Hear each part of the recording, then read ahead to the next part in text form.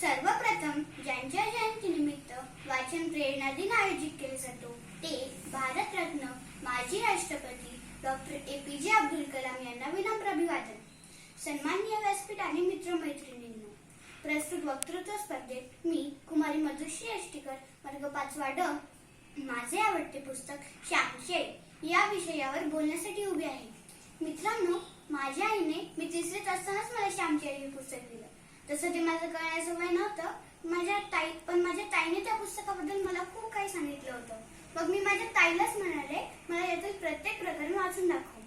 साने गुरुजींनी लिहिलेलं आणि आदर्श विद्यार्थी प्रकाशनाच्या श्री योगेश कुंदूर यांनी प्रकाशित केलेल्या त्या पुस्तकाची किंमत 80 रुपये आहे.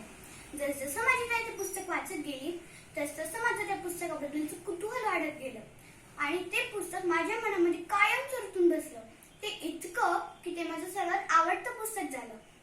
साने गुरुजींची लेखणी आपल्या मनामध्ये प्रेम, वात्सल्य आणि मानवतेचे संस्कार करणारी आहे.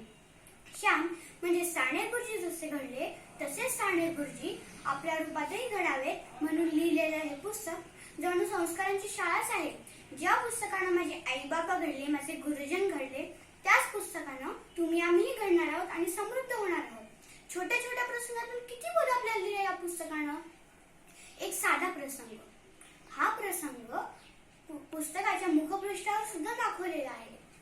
मित्रांना जास्तीचे फुलं मिळू नयेत म्हणून सकाळी जाऊन फुलं तोडण्याचा आणि घरी आल्यावर श्याम आईला म्हणतो, आई बघ मी किती फुलं आणली ते, त्यात काही कळ्या होत्या.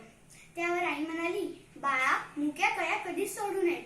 आईच्या या कोमल शब्दातून भेटलेले हे ज्ञान श्यामने आयुष्यभर लक्षात ठेवलं आणि तेच आपल्या जीवनाचं तत्वज्ञान केलं. श्यामने भीतर राहू नये, स्वतःचं काम स्वतः करावं, हे स्वावलंबनाचे संस्कारही आईने श्यामवर लहान वयातच केले होते. स्वतःचं मन जपायला तर शिकवलंच, पण इतरांच्याही भावना जपण्याची शिकवण श्यामला दिली. श्यामच्या माध्यमातून एक सक्षम आणि जबाबदार नागरिक घडवण्याचं काम जसं श्यामच्या आईने केलं आहे, तेच काम साने गुरुजींनी या पुस्तकाच्या माध्यमातून केलं आहे. शुद्ध बीजापोटी फळे रसाळ गोमटी असतात. त्या शुद्ध बीजांची पेरणी तर या पुस्तकात आहेच आणि जे जे विद्यार्थी हे पुस्तक वाचतील त्यांना भविष्यात रसाळ फळं मिळतील यात शंकाच नाही. आपलं अवघड जीवन आनंदी करणारं असं हे पुस्तक आहे. शेवटी जाताना एवढंच म्हणेन, वैभवी देश चढवीन, सर्वस्व त्यास अर्पीन, तिमिर घोर संहारीन, या बंधू सहायाला हो, बलसागर भारत हो, विश्वात शोभुनी राहो. धन्यवाद.